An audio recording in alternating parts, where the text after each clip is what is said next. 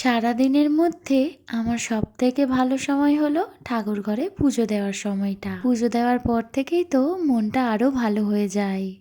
এতদিন তো ব্যাঙ্গালোরের আমার পুজো দেওয়ার ভিডিওগুলো তোমাদের সাথে শেয়ার করেছি। চলো আজ আমার শ্বশুর বাড়িতে পুজো দেওয়ার ভিডিওটাও তোমাদের সাথে শেয়ার করি। ঠাকুর ঘরে নিত্য পূজাটা তো ভাইয়াই করে, আর ভাইয়ার যখন কলেজ হয় তখন মামুনি দেয়।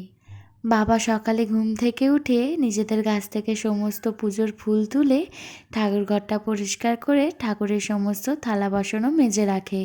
বাড়ির গাছে তো রোজ অনেক করে ফুল ফোটে, তাই আর বাইরে থেকে ফুলের তেমন দরকার পড়ে না। এত ঠাকুরের তো রোজ রোজ আর স্নান করানো সম্ভব নয়, তাই একটা গামছাতে একটু জল দিয়ে ঠাকুরগুলোর একটু মুখ আর হাতগুলো মুছিয়ে দেওয়া হয় রোজ। প্রতি সোমবার করে তো শিব বাবাকে স্নান করায়, আর গোপালকে তো পুজোর দিনগুলোতে স্নান করিয়ে দেয়। সোমবার শিব বাবাকে অভিষেক করিয়ে দেয়, আর সপ্তাহের অন্যান্য দিনগুলোতে শিব বাবাকে আর নন্দী মহারাজকে 3 বার করে জল দেওয়া হয়। কাল বাবাকে বলেছিলাম রসগোল্লা খাবো, কাল বৃষ্টির জন্য আর যেতে পারেনি। আজকে রসগোল্লা লাল মিষ্টি নিয়ে এসেছে। আগে ঠাকুরকে নিবেদন করা হলো, তারপর সবাই মিলে খাওয়া হবে। বাড়িতে কোনো ভালো মন্দ জিনিস আনলে সেটা আগে ঠাকুরকে নিবেদন করা হয়, তারপর সবাই মিলে সেই প্রসাদটা গ্রহণ করি। গোপালকে একটু মিষ্টি আর জল খাইয়ে মুখটা মুছিয়ে দিলাম।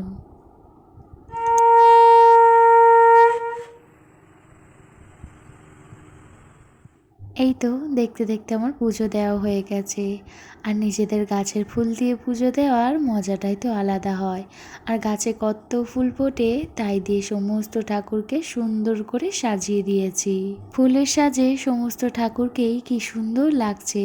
আর আমাদের ছোট্ট গোপাল সোনাকে দেখে তো চোখটা প্রাণটা জুড়িয়ে যাচ্ছে। আর এই তো আর এক ছোট্ট কানহা, আর এবার আমার সাথে কিন্তু ও যাবে ব্যাঙ্গালোরে।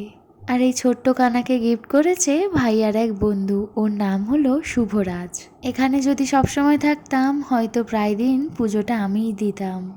যাই হোক, যখন করে আসি তখন করে চেষ্টা করি 1-8টা দিন পুজোটা আমি দেওয়ার। ব্যাস, আমার আজকের পুজোটা হয়ে গেল। নিচে চলে এসেছি আর পুজো দেওয়ার মিষ্টিটাই এখন খাচ্ছি।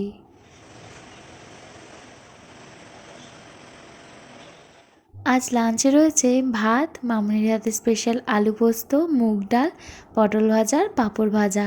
এই দিয়ে দুপুরের খাবারটা তো জমে গেল।